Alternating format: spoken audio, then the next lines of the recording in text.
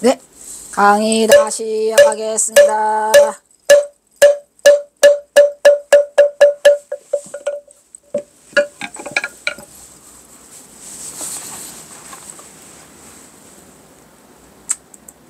그 다음에 뭐냐, 군이 백년사. 백년사도, 군인은 백년사도 유명하지만 군이 임각사가 유명하죠. 군이 임각사. 그 삼국유사요.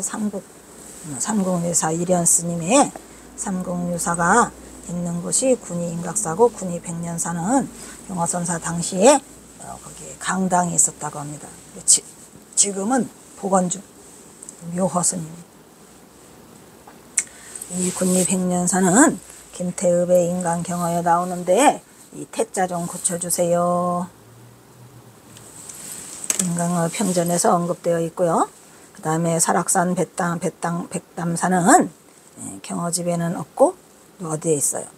내내 인간경어, 김태읍의 인간경어에 누구죠? 개허대사가 경어선사를 박처사가 주인을 잘 만나면 천리를 끌 수 있는 백낙이 되는데, 백낙을 못 만나면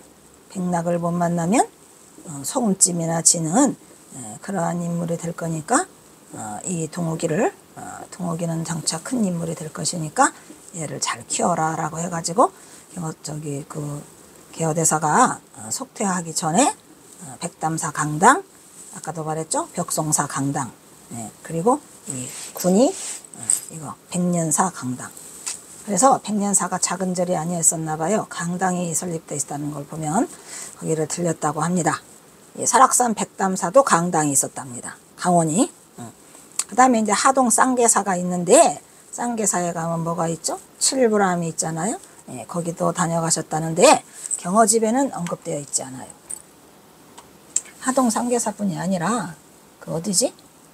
논산 쌍계사도 있죠. 거기도 다녀가셨다는데 거기도 남아있는 건 없어요. 자료가 경어집에는 없어요. 경어집에 없는 자료도 많아요. 경어선사가 다녀가신 그 사찰에. 그래서 그 다음에 남양주 봉선사는 1904년 2월 11일 날 경어선사가 천장암을 떠나와가지고 가장 많이 북쪽으로 가면서 제일 먼저 들린 곳이 이 남양주 봉선사에. 거기서 누구를 만나죠? 월초 거연을 만나요. 그 당시에 월초 거연은 뭐래죠? 남북한 교종 대총섭이에요. 그거는 또 월초 거연의 누이가 무슨 상군? 홍월초예요. 이게. 그래서 홍상궁인데 그때 당시로 고종 황제 당시에 굉장히 유명한 상궁이었답니다. 그래서 권력이 있었던 것 같아요. 그래서 1904년 2월 11일 천장암 민법당에서 반공에게 전법계를 내린 후 북으로 떠나는 도중에 봉선사에 들려서 월초 거연을 만나죠. 그때 그 얘기가 있잖아요. 아이고 스님, 제가 곡차를 대접해 드리겠습니다. 법문해 주세요. 아니, 이제는 곡차가 들어도 법문하기 싫어졌어. 떠나는데 어떻게 법문하겠나. 그래가지고 그 다음날 흰 봉투를 주면서 노자뜬에 보태 쓰시오. 어디로 가시나이까? 조금 멀리 가요. 아니요, 나는 이런 거 필요 없어요. 하고 도로 거절하셨다고 합니다. 에이그. 그래서 경어선사는 봉선사에서 어디로 가요? 개풍군으로 가요. 황해도 개풍군으로 올라가가지고 개풍군 어디에? 두문동에 들려서 두문동은 왜 들렸어? 거기 70위 성인들이 거기서 굶어 죽은 것이죠. 두 임금을 섬길 수 없다 해가지고 이 성계에 반대해서 두문불출, 두문동에 가면은 불출 나오지 않아? 그래서 하도 안 나오길래 굴에다가 불을 싸질렀는데 다 타 죽고 몇 명만 도망쳐 나왔다고 합니다. 거기가 두문동이에요. 두문동 실기에 실려 있어요. 거기를 가가지고 강봉원이라는 그 낚시꾼을 만나. 근데 경어선사 선시 260 중에서 265수 중에서 가장 격렬한 시예요. 그게 공이고 사고 다 벗어버리고 나는 다 필요 없어. 영경을 만나서 내 멋대로 살 거야. 그게 바로 강봉원에게 화답시인데, 강봉원을 만나도 경계한다라고 써있죠. 그러니까 경어선사가 이 남쪽을 떠나서 삼수갑산으로 가는 첫 번째 만난 사람이 강봉원이에요.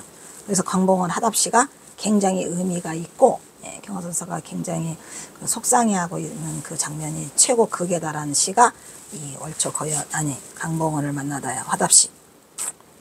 그래서 봉성사를 떠나서 개풍군에서 개풍군 두문동에서 강봉원을 만나고 바로 북쪽으로 가는 게 아니라 꺾어서 5월달에 오대산 얼정사에 들려가지고 3개월 동안 들려서 가니까 유인명 주지가 있어요. 뭘 설해달라고 그래요? 아이고, 우리 경허큰 스님은, 경허 스님 뭐가 유명해? 화엄경이 유명하죠. 왜? 동학사에서 화엄경만 강의하셨으니까요. 그래서 정탁을 받아들이고 3개월 동안 머무시면서 법문을 하시는데, 그리고 나서 8월달에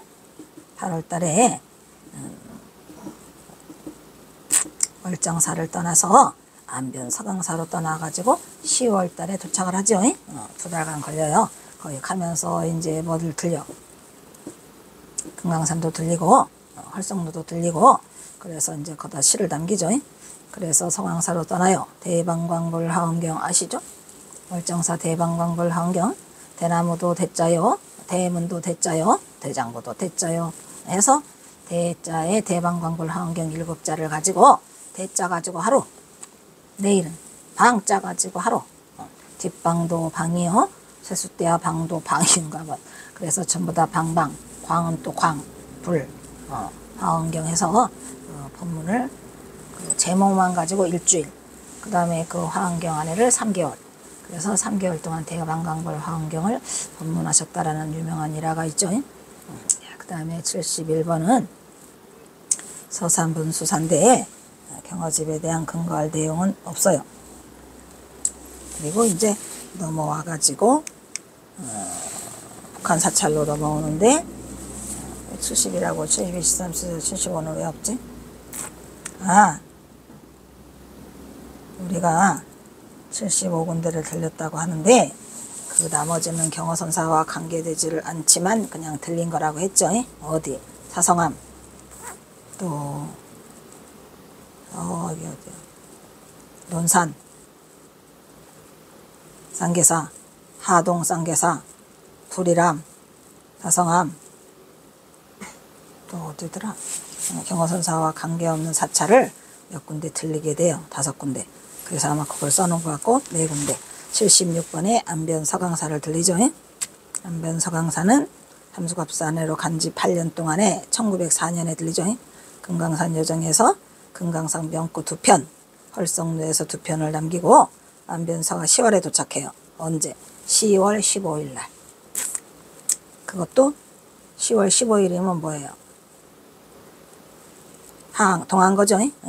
그런데 이제 이 중간에 금강산 유산가라고 해가지고 금강산 유산가도 경허선사가 175수를 남긴다 그러는데, 금강산 유산가는 경허선사하고는 아무 상관이 없는 유생의 작품으로 해서 제가 불교 학부에다 내가지고 논문으로 통과시켰다 그랬죠. 그거는 어떻게 175수나 경허선사가 그거를 남겼다고. 유산가가 쉽게 말하면 유란기예요. 유란기인데 한눈에 1번을 봐도 아닌데 175수까지 갈 것도 없고 1수를 봐도 아니고 2수를 봐도 아니고 3수를 봐도 아니고 175를 봐도 아니고 아니에요. 그때 말씀드렸죠.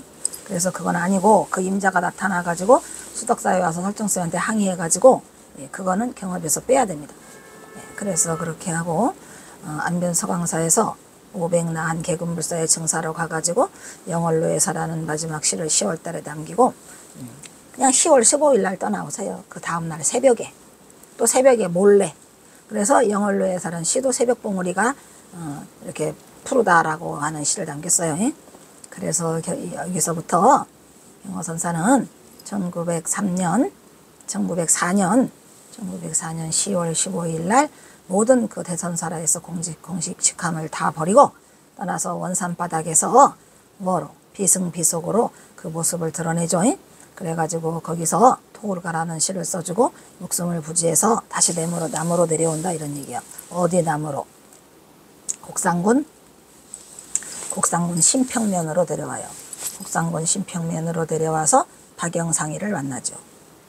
선시로서는 금강산 병구 한편, 또 금강산맥구 2편 2개, 그리고 제헐성루, 헐성루에 붙이다, 또 헐성루, 또 제헐성루죠. 쉴헐자죠. 성은 뭐야? 성품 성자니까 깰성이잖아요. 경어 성어할 때도 이 성자죠. 그래서 깨는 것을 멈춘다, 쉰다. 멋있어 이거. 헐성루라는 것도 너무너무 멋있어요. 그래서 영월로를 지나며라는 시가 또 있어요.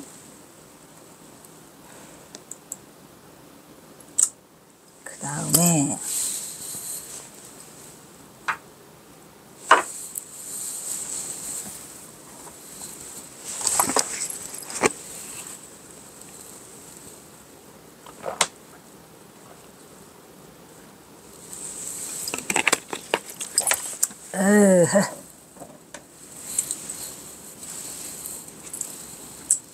또 묘향산 보현사.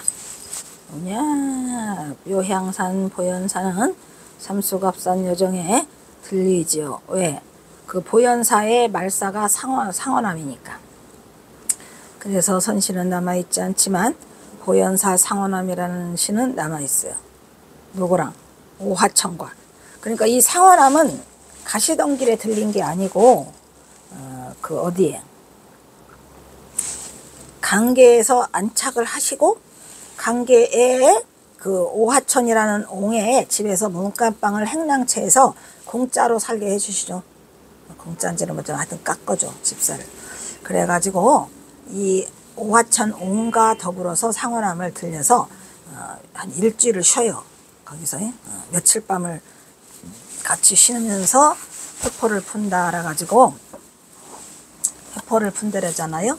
그래서 여기서 연작시 삼수를 남기시죠. 자, 그 다음에 희천 두첩사. 여기는 전부 다 경어선사가 북한에서 그 사찰을 도는 것만 쓰신 거예요. 희천 두첩사는 뭐요? 좌희천 두첩사라는 시를 희천군에 머무르시면서 또 이걸 쓰시고, 그 다음에 희천 두첩사에가 두 수가 있어요. 거기를 달렸는데 두첩사가 그 절이 쫄딱 망해가지고 거미줄만 쳐 있어. 그래서 귀신이 득식을 거려. 그래서 귀신을 천도시키는, 거기서 하룻밤 주무시는데 귀신이 나타나가지고 경화선사가 귀신을 때려잡고 귀신을 천도시켰다라는 그 일화가 있는 곳이 이거 희천 두첩사예요. 그리고 그 다음에 이제 후창군 봉천대라고 하는 곳인데, 경화선사가 후창군에 가서 이 봉천대라고 하는 것도 유봉천대라고 써있잖아요. 떠돌 유자. 아직도 떠돌아요. 왜냐면은 경어선사는 희천군 지나서 후창군 지나서 또 무슨 지나? 그 뭐죠? 장진강에 있는 그 무슨 군이요? 장진강을 지나서 넘어가지고 장진군을 지나서. 그러니까 희천군 지나서 또 장진군 지나서 후창군 지나서 그 다음에 강계로 들어오는 거예요. 앞에 이제 쭉쭉쭉쭉 가는 게 있죠. 먼저 개풍군, 그 다음에 곡산군, 그 다음에 아까 보현사가 무슨 군이죠?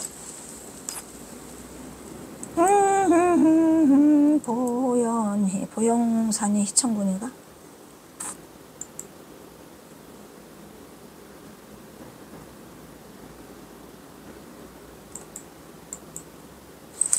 고현사.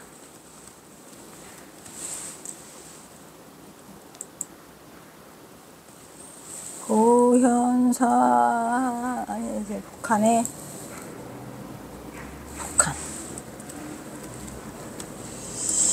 보현사가 유명한 거 있는데 뭐죠?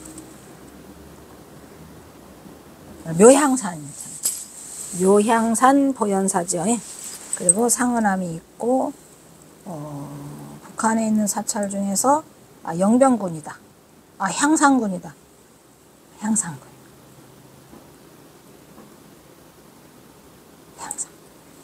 향산군, 영병군.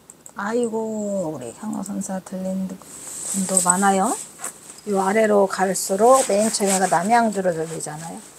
그 다음에 북한으로부터 시작하면 개풍군 들리고, 곡산군 들리고, 그 다음에 향산군 들리고, 영병군 들리고, 벽동군 들리고, 장진군 들리고, 후창군 들리고, 그 다음에 강계군 들리고, 그 다음에 갑상군 들리고. 오 마이 갓. 향상군이에요. 요향산이니까 향상군이겠죠, 당연히. 그래서 경어선사가 또 희천군도 들리고, 9개. 희천군에 들려서 희천 두첩 사이에 앉아라는 시를 2개 남기고, 후창군 봉천대에 들리는데 이름은 봉천대이긴 하지만 이건 큰 사찰이에요. 엄청나게 큰 유명한 사찰이에요, 봉천대가. 그 다음에 강계군에 들려서 또 오남사라는 절을 들리게 되죠. 오남사라는 절에서 또 시를 남겨요. 그 다음에 또 이제 뭐예요? 갑산군에 가면 갑산군 또 무hul사를 들리죠. 또 무hul사도 가가지고 경화선사가 눈물을 흘리죠. 왜? 쫄딱 망해 있어요. 거미줄이 쳐져 있고 탑들은 무너져 내리고, 그래서 경화선사가 방무hul사를 해가지고 눈물을 흘리잖아요. 그리고 이제 또 하나가 있어요. 자북사라고. 그랬죠? 자북사 썼어? 안 썼어? 썼지. 써야지. 자북사가 마지막이야.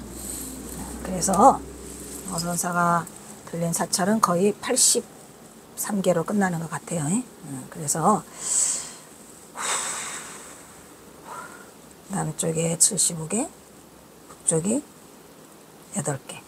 갑상군 자북사인데 71개다. 아까 4개는 경화선사가 틀리지 않았지만 우리가 틀린 곳이고, 그러면 71개고 83개면 북한에서는 12개네, 12개. 그래서 북한에 자북사라는 절은 왜 중요하죠? 굉장히 중요한 의미를 갖는데, 경화선사가 삼수갑산으로 진짜 갑상군에 들어와 있어요. 근데 이 자북사라는 것은 갑상군에도 속하고 강계군에도 속해요. 이렇게 그 산에 있어서. 그런데 경화선사가 자북사를 몇 번을 가시죠. 시도 남겨요. 근데 거기에서 경화선사의 흔적이 이제 딱 걸려들죠. 레이다망에. 누구 레이다에? 수월스님 레이다에. 수월스님이 8년간 왔다가 겨우 잡았어. 경화선사의 꼬리를 간신히. 어디서? 자북사에서. 왜냐?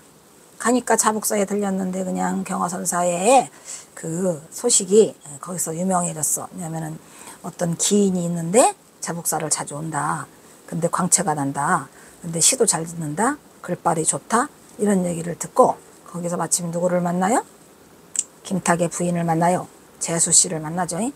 그것도 박씨야. 그것도 밀양박씨. 그래가지고 어머니도 밀양박씨고, 그죠? 그래가지고 거기서 해월스님이, 수월스님이 그 자북사에 가셔가지고 김탁의 부인이 인도하는 이 그 도화동, 웅이방 도화동을 찾아가죠.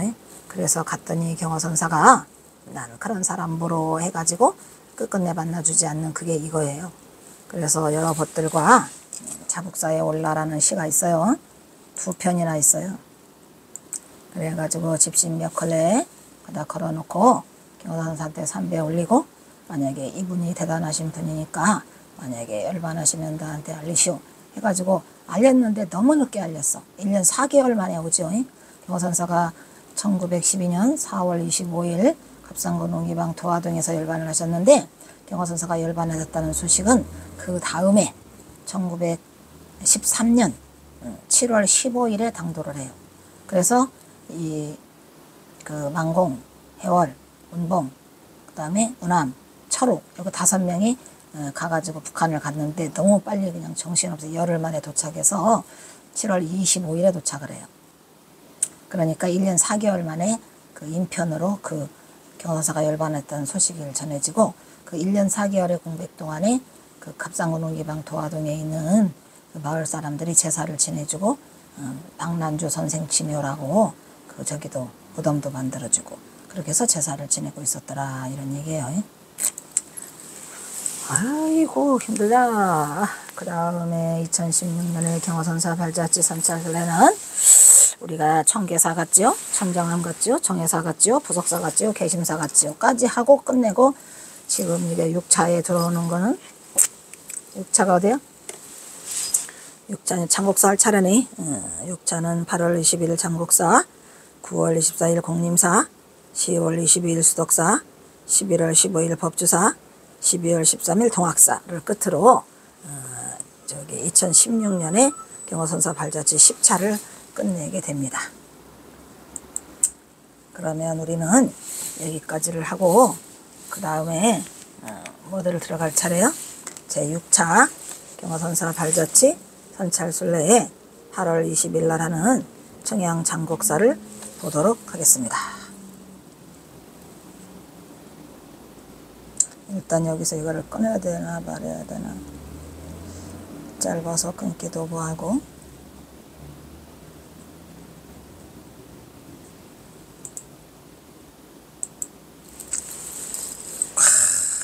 아니야, 이거 장곡사. 야! 끊기도 아주 애매해. 자를까? 보기 좋게 여기서 자르자. 자, 여기서 자르도록 하겠습니다. 그래야 장곡사가 덜하죠.